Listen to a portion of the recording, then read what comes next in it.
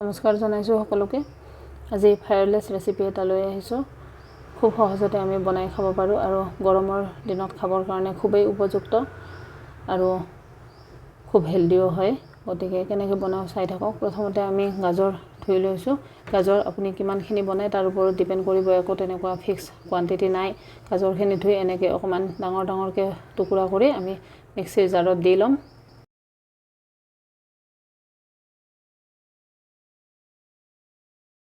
এতিয়া ইয়াত আমি নৰ্মেল ৰুম টেম্পাৰেচাৰৰ পানী দিম।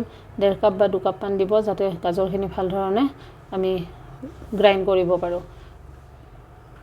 গাজৰখিনি মিক্সিত দি খুব ধুনীয়া মিহি পেষ্ট এটা আমি বনাই ল'ম। মানে খুব মিহিকৈ গ্ৰাইণ্ড কৰিব, যাতে খহটাকৈ একো টুকুৰা মানে বাকী ৰৈ নাযায় আৰু অ'কে।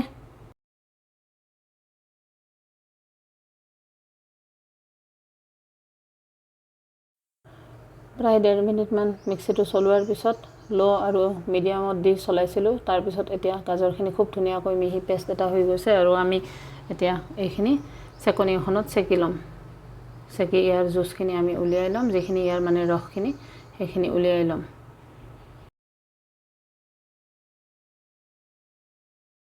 এতিয়া এই গাজৰৰ ৰসখিনি আমি পুনৰবাৰ মিক্সিত দি দিম।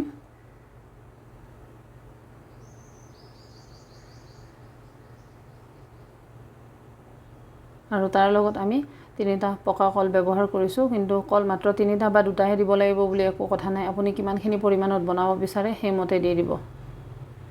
মই ইয়াতে 3টা কল দিছোঁ। কলখিনি ভাল ধৰণে পকা হ'লে ভাল হয়, বা অকণমান বেছিকৈ পকা কল থাকিলে সেয়াও ব্যৱহাৰ কৰিব পাৰে।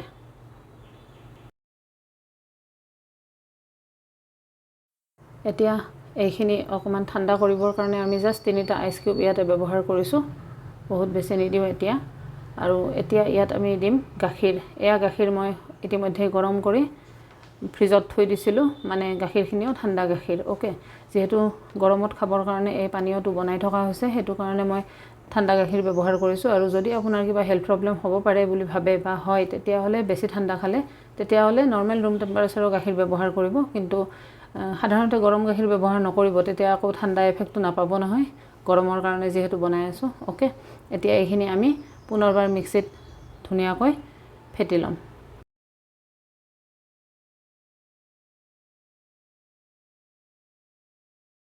আমি ধুনীয়াকৈ গোটেইখিনিৰ এটা মিক্সাৰ বনাই ল'লোঁ। এতিয়া এইখিনি বনোৱা হৈ গ'ল। তাৰপিছত এয়া কাপত প্ৰথমতে আমি বৰফ দি লৈছোঁ, মানে আইচ কিউব। কাপকেইটা বহুত বেছি ডাঙৰ নহয়, গতিকে মই 2টাই আইচ কিউব দি দিছোঁ। আপোনালোকে নিজৰ যিমানখিনি ঠাণ্ডা খাব বিচাৰে সেইমতে দি দিব আৰু। গতিকে দি তাৰ ওপৰত এয়া জুচ মানে শ্বেক আমি দি দিলোঁ, অ'কে।